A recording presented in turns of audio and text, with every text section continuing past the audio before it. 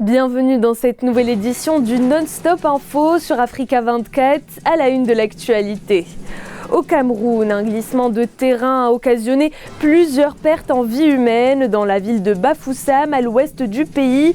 Le président camerounais Paul Biya a débloqué 200 millions de francs CFA pour venir en aide aux familles. Une date d'arrêt pour la production d'uranium sur le site d'Arlit au Niger. Une décision qui survient après la rencontre de plusieurs difficultés comme les coûts d'exploitation de plus en plus élevés. Et enfin, la régulation des fintech préoccupe les acteurs du système financier africain.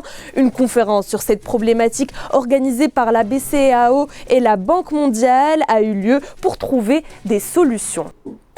Le Cameroun pleure ses pertes en vie humaine. Des dizaines de personnes ont été ensevelies suite à un glissement de terrain dans la ville de Bafoussam, région de l'ouest du Cameroun. Les habitations construites sur un pan de collines n'ont pas résisté à la furie des eaux. Les événements se sont produits dans la nuit du lundi 28 octobre. Le président Paul Biya a débloqué 200 millions de francs CFA pour l'assistance aux familles endeuillées. Un sujet de Corinne Kamsefem. Lundi noir pour les habitants du quartier Ngouaché 4 dans la ville de Bafoussam, ville située à environ 300 km de Yaoundé au Cameroun. Plus de 40 personnes ont été ensevelies sous terre après un éboulement de terrain en raison des pluies diluviennes. Le drame qui s'est produit dans la nuit du lundi 28 octobre a tout de suite mobilisé les autorités et les populations environnantes. Je peux vous assurer qu'il y a plusieurs corps qui sont enterrés dans cet endroit. Les opérations de sauvetage sont en cours. On verra à la fin pour pouvoir faire un bilan exact de la situation. Pendant des heures, les fouilles menées sous les décombres des maisons ont permis de dégager des corps sans vie de familles entières et quelques blessés. Une première phase de sauvetage qui a duré plus de 20 heures d'horloge. Le bilan provisoire établi par les autorités fait état d'une quinzaine d'adultes décédés, mais surtout des enfants, une vingtaine surpris par la mort dans leur sommeil. J'ai appris avec émoi le décès de plusieurs compatriotes suite à un éboulement de terrain survenu au quartier Ngouaché 4 à Bafoussam et qui a provoqué par ailleurs la destruction de plusieurs habitations. Je tiens en cette dramatique circonstance à adresser aux familles des victimes mes sincères condoléances. Outre ce message de réconfort, plusieurs mesures sont en œuvre comme la prise en charge des blessés, mais aussi des réunions d'urgence pour le recasement des populations vivant dans cette zone à risque. Par ailleurs, le ministre de la Décentralisation et du Développement local a ordonné le déblocage de 25 millions de francs CFA comme appui à la commune sinistrée.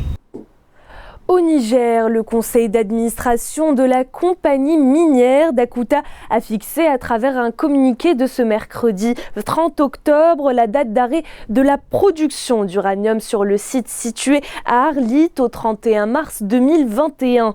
Une décision qui s'explique par la baisse du prix de l'uranium sur le marché ainsi que les coûts d'exploitation de plus en plus élevés. Ce contexte a mené le gouvernement nigérien à multiplier les initiatives visant à repousser les délais de cessation des activités minières. Un sujet d'Aïssatou Bari.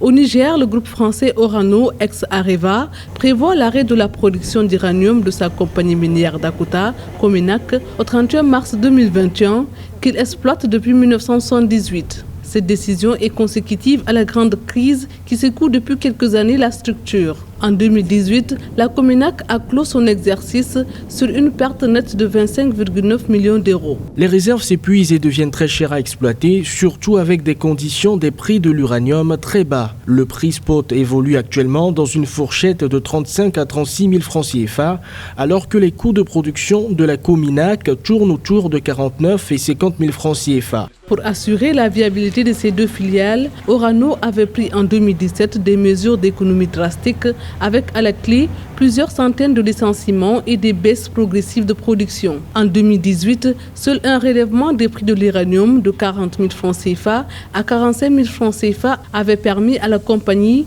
d'échapper à la fermeture. L'État ne s'est pas prononcé par rapport à cette décision du conseil d'administration. En ce qui nous concerne, nous n'allons pas baisser les bras. Nous allons poursuivre pour montrer à l'opinion nationale et internationale que les conséquences sont énormes. Et aussi la population de la ville d'Arlit et celle d'Agadez. Pour nous, donc, maintenant, c'est le Niger tout entier qui peut s'agenouiller par rapport à cette situation-là.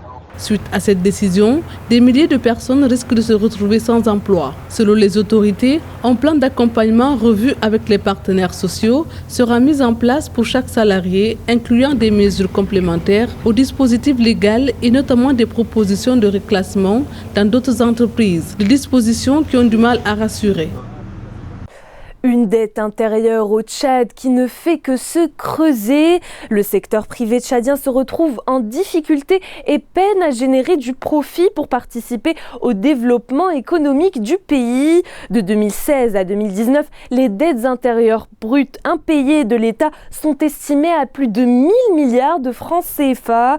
Les opérateurs économiques plaident pour le décaissement rapide de ces dettes pour booster les investissements intérieurs. Reportage de notre correspondant au Tchad, Mahamad Ramadan, commentaire de Neilé Claude Ebessa. Au Tchad, l'État doit plus de 1000 milliards de francs CFA aux opérateurs économiques nationaux. Selon le Conseil national du patronat tchadien, l'État ne paye plus ses dettes intérieures depuis 2016 à cause de la crise économique et financière qu'a connue le pays. Une situation qui ralentit les investissements intérieurs et pénalise le secteur privé qui fait déjà face au climat précaire des affaires. Si la dette extérieure est payée, l'économie va booster, l'État va gagner de l'argent, les entreprises vont aussi gagner de l'argent.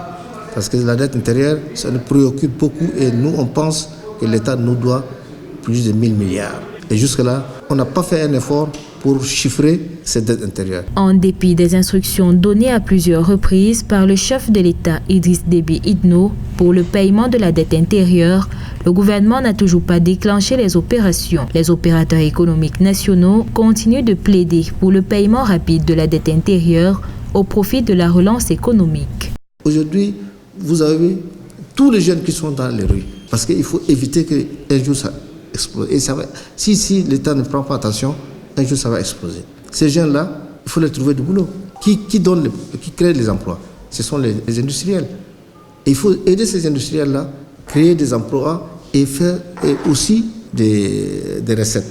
Par ailleurs, le décaissement progressif de la dette intérieure a été l'une des conditions du Fonds monétaire international et de la Banque mondiale pour faire bénéficier le Tchad d'un appui budgétaire pour la relance de son économie. Une contre-performance pour le secteur agricole au Burkina Faso. L'insécurité due aux attaques terroristes et les différents conflits qui sévissent dans le nord du pays ont mené à la chute drastique à 70% dans le secteur agricole. Les populations, sous le coup de la menace, voient leur production diminuer, permettant aux communes voisines d'augmenter leur chiffre d'affaires avec le bradage des récoltes. Les précisions d'Amenedji. Selon le réseau d'alerte de l'Agence des États-Unis pour le développement international, le Burkina Faso fait face à une situation de chute de la production agricole relative aux différents mouvements à l'encontre des forces de sécurité et des civils. Ainsi, les populations issues de la zone sahélienne se retrouvent parfois dans l'obligation d'abandonner leurs terres en pleine récolte, ce qui a occasionné une baisse de production chiffrée jusqu'à 70%. En termes de politique d'urgence à mener, il va falloir que l'État burkinabé mobilise assez de ressources pour mettre en place une politique résiliente qui va consister notamment à fournir des biens alimentaires à ces producteurs-là, ces populations qui sont déplacées. En début de saison, les activités agricoles ont été réduites dans la plupart des communes de la province du Soum, de 20 à 50% dans les communes voisines, les personnes déplacées représentant 20% de la population de chacune des zones concernées. Par ailleurs, on note également une augmentation mensuelle de 20% des chiffres depuis le début de l'année 2019. La solution qui s'impose aujourd'hui, c'est qu'il faut un effort communautaire et international pour arriver à bout de ce problème de terrorisme, pour que le Burkina et tous les pays du Sahel et les pays limitrophes puissent recouvrer leur stabilité. Les conflits civils et leurs conséquences ont conduit à la perte et à la diminution des moyens de production des ménages, freinant ainsi les activités agricoles. Dans certaines zones du pays, les récoltes, bien que meilleures, ne sont que de courte durée, limitant la pratique des activités agricoles et exposant les populations à l'insécurité alimentaire. La régulation des fintech préoccupe les acteurs du système financier africain. Réunis à l'occasion d'une conférence sur cette problématique, ils ont abouti à la décision de trouver des solutions pour venir à bout de ce manque de régulation des fintech. Une initiative prise par la BCAO et la Banque mondiale. Un sujet d'Ange Bijou-Nomenio. Les fintech africaines ont besoin d'un meilleur système de réglementation. Malgré leur fort taux de présence qui s'est matérialisé par 320 millions de dollars de fonds levés, elles ont du mal à se faire accompagner par les banques traditionnelles. Les raisons sont généralement dues à un manque de confiance et à une concurrence déloyale avec ces mêmes banques traditionnelles. Ceux qui sont chargés de la régulation ne connaissent pas souvent nos produits et vous devez expliquer, ils ont tendance à faire une lecture avec des lois qui existent, mais qui ne cadrent pas avec les innovations que nous leur apportons. Le premier niveau, c'est la régulation. Le deuxième niveau, il se fait au niveau financier. Parce que lorsque tu vas vouloir faire connaître une solution, il faudrait communiquer. Et là encore, il y a un manque de financement qui se pose. Et le troisième niveau, c'est la formation. La question de régulation a justement fait l'objet d'une conférence organisée par la Banque mondiale et la Banque centrale des États de l'Afrique de l'Ouest. Cette conférence, tenue à Dakar, dans les locaux de la dite institution, avait pour objectif principal de créer un cadre d'échange sur la régulation et la supervision des fintech. Alors je tiens à préciser d'abord qu'il n'y a pas un cadre réglementaire spécifique. L'un des objectifs de cette rencontre que nous organisons avec la Banque mondiale, c'est de pouvoir à terme proposer un cadre spécifique pour accompagner et promouvoir en fait cette innovation. En termes de défis, ce sera surtout de comprendre les technologies innovantes qui sont utilisées par ces fintechs-là pour justement offrir des produits et services de façon originale. Le secteur de la fintech en Afrique devrait peser 3 milliards de dollars en 2020 contre 200 millions actuellement. Jusqu'au 3 novembre, le marché international de l'artisanat au Togo apporte de l'animation à Lomé. L'organisation de ce marché répond aux axes du plan national de développement. Le secteur de l'artisanat est un grand pourvoyeur d'emplois au Togo et contribue à plus de 18% au produit intérieur brut. Reportage d'Emefa Kofi. Un des facteurs clés de développement, l'artisanat contribue à la réduction du déficit de la balance commerciale au Togo à hauteur de 20%. Chaque année, en moyenne, 20 000 nouveaux diplômés sont déversés sur le marché.